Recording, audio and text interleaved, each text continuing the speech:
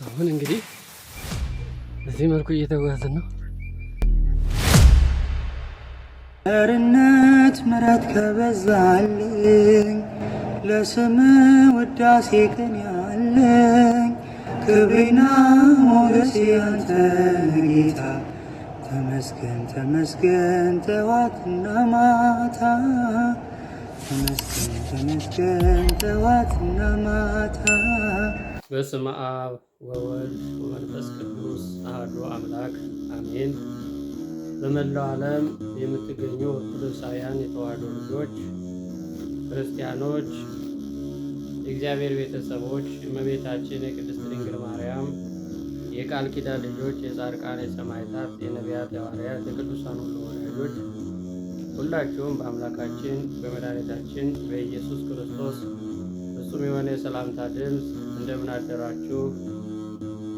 እንኳን ለእመቤታችን ለቅድስት ድንግል ማርያም ጾመ ፍልሰታ እንዲሁም የፍልሰቷ ወይም ደግሞ የዕርገቷ መታሰቢያ ጾም በሰላምና በጤና አደረሳችሁ አደረሰን።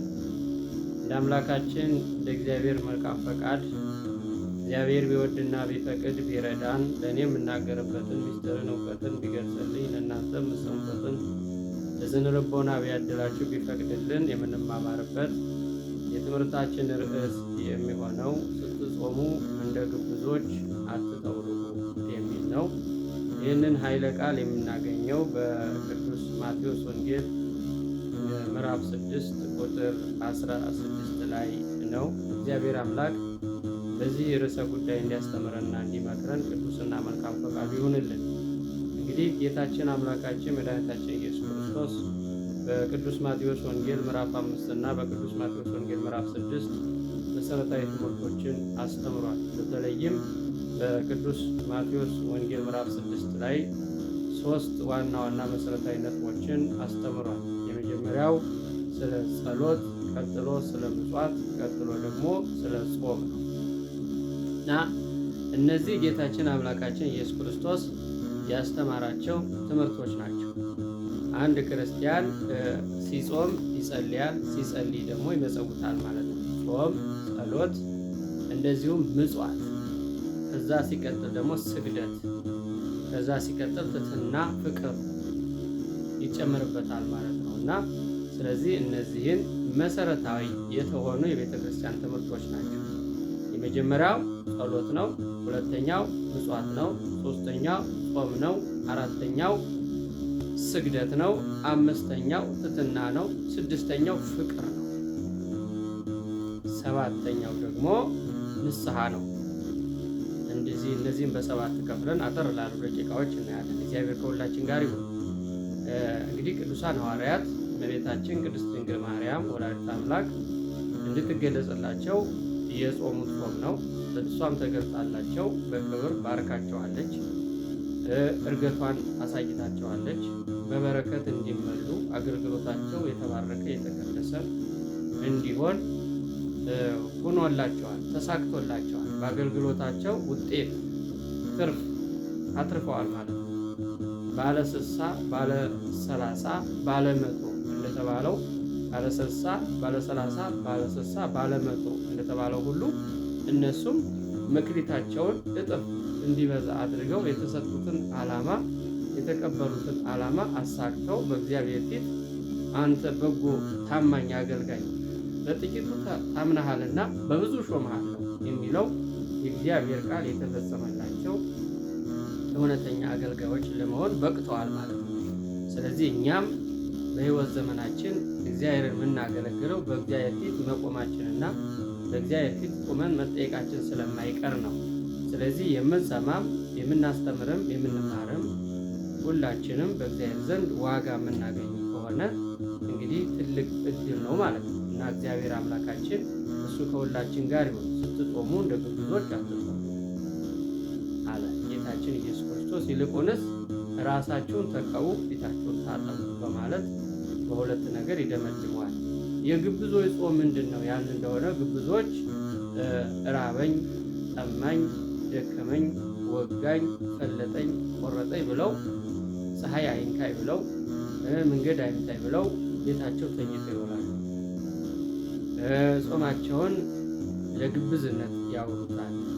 ሌላውን ይንቁበታል። ሌላውን ዝቅ አድርገው ያዩበታል። ልክ ራሳቸውን እንደ ቅዱስ፣ ራሳቸውን እንደ ጻድቅ፣ ራሳቸውን እንደ ተመረጠ ሰው አድርገው ይቆጥራሉ እና በጾማቸው ወቅት ግብዞች ሌላውን በመሳደብ የሌላውን ክብር በመንካት ሌላውን ዝቅ በማድረግ ሌላውን በማዋረድ ይጾማሉ። ምክንያቱም ጾማቸው የግብዝነት ጾም ስለሆነ ከዚህም አልፎ አደጋ ሁሉ በሰው ላይ ማድረስ ሁሉ ይችላሉ፣ ይሞክራሉ። እንዲያውም ለጸምና ለክርክር ለጥላቻ ትጾማላችሁ። ድሃውን ገንዘቡን ትነጥቃላችሁ፣ ሰራተኞቻችሁን ታስጨንቃላችሁ። በውኑ እኔ የፈለግኩት እኔ የወደድኩት ጾም ይህ ነውን? ይላል በትንቢተ ኢሳይያስ ምዕራፍ 58 ላይ እና ስለዚህ ጾም ፍቅር የተመላ ትሕትናን የተመላ ራስን ዝቅ የማድረግና ራስን የምናይበት እንጂ ሌላውን የምንጠላበት ወይም ሌላውን የምንንቅበት አይደለም። ጾም ለተወሰኑ ጊዜያቶች ለተወሰኑ ሰዓታቶች ከምግብ ከውሃ መከልከል ብቻ አይደለም፣ ከጥሉላት ምግቦች መከልከል ብቻ አይደለም። አንደበት መጾም አለበት፣ ዓይን መጾም አለበት፣ እግር መጾም አለበት፣ ጆሮ መጾም አለበት። በአጠቃላይ ከራስ ፀጉራችን እስከ እግር ጥፍራችን ያሉ የስሜት ሕዋሳቶቻችን በሙሉ ለእግዚአብሔር የተመቹና ለእግዚአብሔር የተገዙ የታዘዙ መሆን አለባቸው። ስለዚህ ከዚህ አንጻር ጾማችን ከግብዝነት የወጣ ከግብዝነት ነፃ የሆነ መሆን አለበት። ራሳችን እንድናይ እንጂ ሰውን እንድናይ አልተፈቀደልንም። እኔ ማን ነኝ እንድንል እንደ ሙሴ ጸልይ፣ እኔ ኃጢአተኛ ነኝ፣ እኔ ጎስቋላ ነኝ፣ እኔ ደካማ ነኝ፣ እኔ ከንቱ ሰው ነኝ፣ እኔ አፈር ነኝ፣ እኔ ትቢያ ነኝ፣ እኔ ትል ነኝ እንዳለ ቅዱስ ዳዊት እኔ ትል ነኝ አለ። ቅዱስ ጳውሎስም እኔ ጭንጋፍ ነኝ አለ። እስከ 3ኛው ሰማይ እየተነጠቀ ነው። ቅዱስ ዳዊትም 7 ዓመታት የተሰጡት በሰው ዘንድ በእግዚአብሔር ዘንድ የከበረ እንደ ልቤ የተባለ ነው። 150 ዳዊትን የደረሰ እንዲሁም ደግሞ ሙሴ ባህር የከፈለ ፈርዖንን ያንቀጠቀጠው ሙሴ ምንድን ነው ያለው? እኔ አፈዲዳ ምላሰ ኮልታፋ ነኝ ነው ያለው። ስለዚህ አባቶቻችንን ነው ልንመስል የሚገባው እንጂ በዚህ ምድር ላይ ራሳችንን ከፍ ከፍ እያደረግን ራሳችንን እየኮፈስን ክብር የምናጣ መሆን የለበትም። የተወደዳቸው እግዚአብሔር ቤተሰቦች አምላካችን ኢየሱስ ክርስቶስ እኮ ያስተማረን ትሕትና ነው አይደል? ያስተማረን ፍቅርን ነው። ያስተማረን ራስን ዝቅ አድርጎ የደቀ መዛሙርቱን እግር ሲያጥብ አሳይቶናል አይደል? በድሆቹ ቤት ተገኝቶ በሐዘን በተጎዱ ሰዎች ቤት ተገኝቶ ትሕትናን ፍቅርን ነው ያስተማረን። ስለዚህ ሁላችንም በፍቅር በትሕትና እንድንጾም እግዚአብሔር ይርዳል። እግዚአብሔር ይርዳል።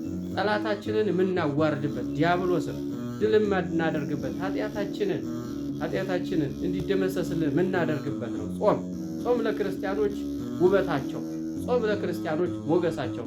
ስለዚህ ከግብዝነት የወጣ ጾም እንዲሆንልን እግዚአብሔር ይርዳል። እንግዲህ ራስን ተቀባ ፊትህን ታጠብ ማለቱ ጌታችን አምላካችን ኢየሱስ ክርስቶስ ራስን ተቀባ ማለት ፍቅር ይኑርህ ነው። ስትጾም እንደ በፍቅር ጾመው። የመጀመሪያው ደስተኛ ሆነ ለአምላክ ለፈጣሪ ስለሆነ የምትገዛበት በፈጣሪ ስም ክብር የምታገኝበት ስለሆነ በፍቅር ጾም። የመጀመሪያው እግዚአብሔርን በመውደድ በፍቅር ጾም። ሁለተኛ ወንድምህን በመውደድ በፍቅር ጾም። ስትጾሙ በፍቅር የተሞላ ይሁን አለ። ይሁን በፍቅር የተሞላ ይሁን። በመገፋፋት እርስ በርስ በመጣላት በመናቆር አንዱ አንዱን ለመጣል በመጓዝ አይደለም፣ በፍቅር ነው። ፍቅር ከሁሉ ይበልጣልና። አዎ ጌታችን አምላካችን ኢየሱስ ክርስቶስን ከሰማይ ወደዚህ ምድር ያመጣው ፍቅር ነው። ስለዚህ ለአንድ ክርስቲያንም ፍቅር ያስፈልገዋል። በትዳሩ፣ በልጆቹ መካከል፣ በወንድም በእህቶቹ መካከል፣ በጎረቤት መካከል ፍቅር ያስፈልጋል። ፍቅር የሌለበት ቦታ ሁሉ እግዚአብሔር የለም። ፍቅር ያለበት ቦታ ደግሞ እግዚአብሔር አለ ማለት ነው። ስለዚህ በፍቅር አድርጉት ሲል ነው። ሁለተኛው ፊትን ታጠብ ማለት ንስሐ ግባ እያለን ነው። ጌታችን ኢየሱስ ክርስቶስ ንስሐ ግቡ፣ ንስሐ ገብታችሁ ጾሙት፣ ንስሐ ገብታችሁ ጾሙን ጀምሩ እያለ ነው። በቅዱስ ማቴዎስ ወንጌል ምዕራፍ 8 ላይ አንድ ለምጻም ቀርቦ ጌታችን ኢየሱስ ክርስቶስን አንድ ጥያቄ ጠየቀው። ጌታ ሆይ ብትወድስ ልታነጻኝ ትችላለህ ባለው ጊዜ እወዳለሁ ንጻ፣ ግን ራስህን ለካህን አስመርምር ነው። ማቴዎስ ወንጌል ምዕራፍ 3 ቁጥር 1 ላይም መንግሥተ ሰማይ ቀርባለችና ንስሐ ግቡ ያለው መጥምቀ መለኮት ቅዱስ ዮሐንስ። ስለዚህ ንስሐ እንድንገባ ፊትህን ታጠባለህ፣ ራስህን ማለት ነው። ራሳችንን ማየት እኚህ ማን ማለት አለብን ለማለት ነው።